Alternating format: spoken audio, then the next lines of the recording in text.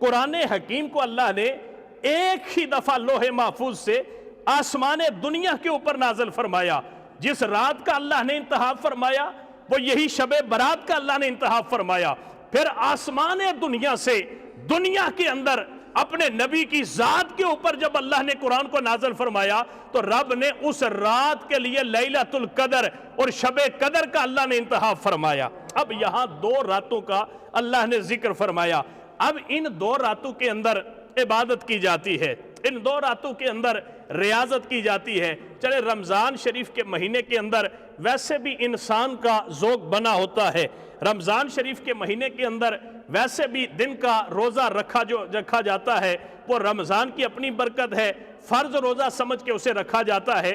لیکن جب یہ شب برات آتی ہے, آج سے اگر آپ کچھ سال پہلے چلے جائیں, آپ یہاں جو بزرگ لوگ بیٹھے ہیں, مساجد کے اندر اس رات کے اندر جاگنے کا باقاعدہ طور پہ اہتمام کیا جاتا تھا. دن کے وقت جو ہے شب برات کا روزہ رکھنے کا باقاعدہ طور پہ اہتمام کیا جاتا تھا. اب علم نے پرواز کی, لوگوں نے پڑھنا شروع کر دیا, علم آتا گیا.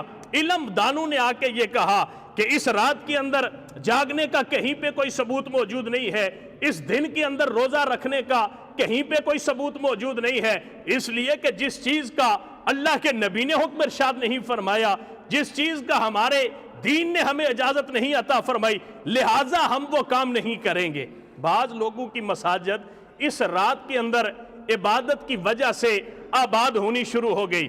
بعض لوگوں نے اس رات کے اندر اپنی مسجدوں کو تالے لگا کے لوگوں سے یہ کہنا شروع کر دیا کہ دیکھیں جی اس رات کے اندر عبادت کرنے کا کہیں پہ کوئی ثبوت موجود نہیں ہے, اس رات کے اندر جاگنے کا اہتمام کر کے, اس رات کے اندر نوافل ادا کرنے کا اہتمام کر کے, اس رات کے بعد صبح کے وقت روزہ رکھنے کا کہیں پہ کوئی ثبوت موجود نہیں ہے. میں آپ کو بڑی پیاری بات جو ہے وہ جو بتانا چاہتا ہوں. میں اس آج سے 2-4 سال پہلے کی بات ہے کہ اسی شب برات کی جو ہے وہ میں تیاری کر کے میں نے کہا کہ آج شب برات کے موضوع پر میں جمعہ پڑھاؤں گا. میں جمعے کی تیاری کر کے, تیاری تو چلیں جیسی تیسی ہوتی ہے, تیاری کر کے میرا ارادہ یہ تھا کہ میں آج کا جو خطبہ ہے جمعے کا یہ اس موضوع پہ پڑھاؤں گا کہ شب برات کی بڑی فضیلت ہے, اس رات کے اندر عبادت کرنی چاہیے, دن کا جو ہے وہ روزہ رکھنا چاہیے. میرے ایک دوست نے مجھے ایک چھوٹا سا ویڈیو کلپ بھیجا.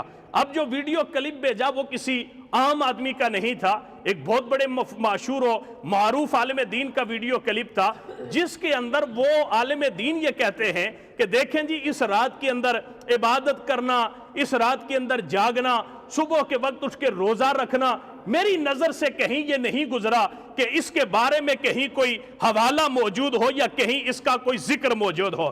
جب مجھے یہ بات سنائی دی تو میں نے کہا یار چلیں, ہمارا اور ان کا مسلک الگ ہے, ہماری اور ان کی جماعت الگ ہے, ہماری اور ان کی فکر الگ ہے, لیکن اس بندے نے اتنی بڑی غیر ذمہ دارانہ گفتگو تو وہ نہیں کر سکتا. ظاہر ہے عالم دین ہے, کروڑوں لوگ اس کی گفتگو کو سنتے ہیں, کروڑوں لوگوں تک اس کا یہ میسج پہنچا ہے. ظاہر ہے اس بندے نے اگر یہ بات کی ہے کہ اس رات کے اندر جاگنے کا کہیں پہ ثبوت نہیں ہے, اس دن کا روزہ رکھنے کا کہیں پہ کوئی ثبوت موجود نہیں ہے. میں نے کہا چلیں اگر آپ لوگ اگر روزہ رکھیں گے تو اس روزہ رکھنے کا ہمیں بھائی کوئی فائدہ نہیں ہوتا کہ آپ افطاری کے لیے ہماری دکان سے سامان لے کے جاتے ہیں, یا افطاری کریں گے تو ہمارے گھر بھی آپ جو ہے وہ افطاری کا سامان بھیج دیں گے. رات کے وقت اگر جاگ کے آپ نفل پڑھیں گے ہمیں اس کا بہرحال نہ آپ کے نفلوں کا فائدہ پہنچتا ہے نہ آپ کے روزے کا فائدہ پہنچتا ہے. میں نے یہ سوچا کہ اگر واقعتاً اس رات کے اندر عبادت کرنے کا کہیں پہ کوئی ثبوت موجود نہیں ہے تو ہمیں لوگوں کو کہہ دینا چاہیے کہ اس بات کا اگر آپ اپنی مرضی کے ساتھ عبادت کرنا چاہتے ہیں, دن کا روزہ رکھنا چاہتے ہیں تو اس کے اندر کوئی جو ہے وہ آپ کو روک نہیں سکتا, لیکن باقاعدہ طور پہ اہتمام کر کے ایسا کرنا اس کا کہیں پہ ثبوت موجود نہیں ہے.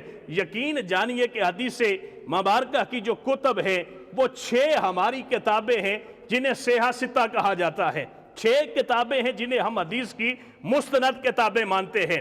بخاری شریف ہے, مسلم شریف ہے, سنن نسائی ہے, جامع ترمذی ہے, ابو داؤد ہے اور ابن ماجہ ہے. یہ 6 کتابیں ہیں حدیث مبارکہ کی جنہیں سیحہ ستہ کہا جاتا ہے۔ ستہ کا مطلب ہوتا ہے 6 عربی کے اندر، سیحہ کا مطلب ہوتا ہے جو صحیح ترین کتابیں ہیں جن کے اندر بیان کردہ جو حدیث کی روایات ہیں، ان حدیث کی روایات کے اوپر بندہ اعتماد کر سکتا ہے، ان روایات کے اوپر اپنا بندہ عقیدہ بنا سکتا ہے، ان روایات کو بندہ بغیر کسی حیل و حجت کے قبول کر سکتا ہے۔ اس لیے کہ جن لوگوں نے یہ کتب تحریر فرمائی ہے، بڑی عرقریزی کے بعد، وہ بہت بڑے جید عالم تھے، فقی تھے، محدث تھے، وہ اپنے وقت کے مجتہد تھے، انہوں نے بڑی محنت سے یہ حدیث کا ذخیرہ جمع فرمایا ہے۔ اب یہ 6 کتابیں ہیں جو حدیث مبارکہ کے ذخیرے کے اندر ہمارے اہل سنت کی کتابیں ہیں۔ اہل تشیع کی 4 کتابیں ہیں، الکافی ہے، الاستبصار ہے، تہذیب الاحکام ہے، جو ہے وہ من لا یخزر الفقی ہے۔ ان کی 4 کتابیں ہیں جو حدیث کی معتبر کتابیں، وہ جنہیں مانتے ہیں۔ لیکن جو ہماری معتبر کتابیں ہیں وہ 6 کتابیں ہیں جو حدیث مبارکہ کے اندر جنہیں سیحہ کہا جاتا ہے، سیحہ ستہ کا جن کو مقام دیا جاتا ہے۔ میں نے آ کے تلاش کیا کہ یار کہیں سیحہ ستہ کے اندر حدیث مبارکہ تلاش کرتے ہیں۔ یقین جانیے کہ ایک عالم دین اتنی غیر ذمہ داری سے یہ بات کہتا ہے کہ میری نظر سے شب برات کی کوئی فضیلت ہو، میری نظر سے کوئی بات نہیں گزری۔ یقین جانیے کہ جامع ترمذی کو جب میں نے کھول کے دیکھا تو اس کے اندر کتاب الصوم کے اندر ایک پورا چپٹر جو ہے وہ صاحب ترمذی نے ترمذی کے اندر لکھا ہے کہ باب ما جاء فی لیلۃ نصف من شعبان، باب پورے کا پورا چپٹر جو ہے وہ صاحب ترمذی نے 15 شعبان کی شب برات کے حوالے سے پورا چپٹر باندھا ہے اور پورے چپٹر کے اندر بیان فرمایا ہے۔ اب ایک عالم دین کیا کہتا ہے؟ میری نظر سے اس رات کی کوئی فضیلت ہو، میری نظر سے یہ نہیں گزرا۔ اللہ کے بندو، آپ کی نظر کہاں پڑتی ہے؟ ہمیں تو یہ چیزیں دکھائی دیتی ہیں، آپ کو یہ چیزیں کیوں نہیں دکھائی دیتی؟ ہماری نظر کے اندر یہ چیزیں کیوں آ جاتی ہیں؟ پتہ نہیں آپ کے سامنے سے یہ پورے باب جو ہے وہ کیوں چلے جاتے ہیں۔ اب اس باب کے اندر ما جاء فی لیلۃ نصف من شعبان، اب اس باب کے اندر حدیث مبارکہ کیا ہے؟ میرے بھائی، میرا کام ہے صرف آپ تک اس بات کو پہنچا دینا۔ آپ نے اپنی عقیدے کی بنیاد اللہ کے نبی کے فرمان کے اوپر رکھنی ہے۔ آپ نے اپنے عقیدے کی اصلاح کے لیے کسی مولوی کے پیچھے نہ، وہ جس طرح ایک نابینا شخص ہوتا ہے، وہ کسی کے کندھے پہ ہاتھ رکھ کے چل رہا ہوتا ہے، وہ آنکھوں والا جدھر چلے نابینا بھی اس کے پیچھے چل رہا ہوتا ہے۔ ہم نے مولویوں کے کندھوں کے اوپر ہاتھ رکھے ہوئے ہیں، ہم نے خطیبوں کے کندھوں کے اوپر ہاتھ رکھے ہوئے ہیں، ہم نے یہ جو مذہبی جو پنڈت ہیں ان کے کندھوں کے اوپر ہاتھ رکھے ہوئے ہیں۔ اس نے غلط جانا ہے، ہم نے جی حضور ہم نے بھی غلط جانا ہے۔ اس نے بند گلی کے اندر جانا ہے، اندھوں کی طرح ہم نے بھی آنکھوں والے کے ساتھ بند گلی کے اندر چلے جانا ہے۔ میرے بھائی، یہ دین ہے، یہ دین کی جو ہے وہ حقیقت یا اللہ کا قرآن بیان کرتا ہے یا نبی مکرم کا فرمان بیان کرتا ہے۔ مولوی اگر ایک بالشت بھی باہر ہٹتا ہے، کوئی دیندار اگر ایک بالشت بھی باہر ہٹتا ہے، اسے جوتے کی نوک کے اوپر رکھو۔ اللہ کے نبی کا کلمہ پڑھا ہے، کسی مولوی اور کسی کا کلمہ نہیں پڑھا، بلکہ اللہ کے نبی کا کلمہ پڑھ کے یا ہم نے اللہ کے قرآن پہ ایمان لے کے آنا ہے یا نبی کے فرمان پہ لے کے آنا ہے۔ اب جو پورا چپٹر ہے ترمذی شریف کے اندر، اس میں حدیث مبارکہ کیا ہے؟ بیان کون کر رہا ہے؟ سیدہ کائنات حضرت ام المؤمنین سیدہ عائشہ صدیقہ رضی اللہ تعالیٰ عنہ بیان فرماتی ہے۔ آج ہی جا کے آپ ترمذی شریف کی کتاب اٹھائیے اور ترمذی کے اندر پورے کا پورا چپٹر آپ کو ملے گا۔ اب حدیث مبارکہ کیا ہے؟ سیدہ عائشہ صدیقہ رضی اللہ تعالیٰ عنہ فرماتی ہیں کہ میرے گھر حضور کی باری تھی، آپ میرے حجرہ مقدسہ کے اندر اس رات جو ہے وہ محو استراحت تھے۔ میری آنکھ لگ گئی، رات کے وقت میری آنکھ کھلی تو دیکھا کہ اللہ کے نبی بستر پہ موجود نہیں۔ آپ فرماتی ہے کہ مجھے پریشانی لائق ہوئی کہ رات کا وقت اللہ کے نبی کدھر تشریف لے گئے۔ آپ فرماتی ہیں میں اٹھی، ایک زوجہ کے گھر، دوسری کے گھر، تیسری کے گھر، میں نے سب کے دروازوں سے پوچھا اللہ کے نبی آپ کے گھر تو نہیں آئے؟ سب نے کہا کہ نہیں۔ آپ فرماتی ہیں پھر میں چلی گئی سیدہ کائنات مخدومہ کائنات حضرت سیدہ فاطمہ الزہرا رضی اللہ تعالی عنہا کے گھر چلی گئی۔ آپ فرماتی ہیں میں نے دروازے پہ دستک دی، دروازے پہ دستک دی تو علی المرتضیٰ رضی اللہ تعالی عنہ نے دروازہ کھولا۔ جب دروازہ کھولا تو آپ نے فرمایا کہ اما عائشہ کیا ہو گیا؟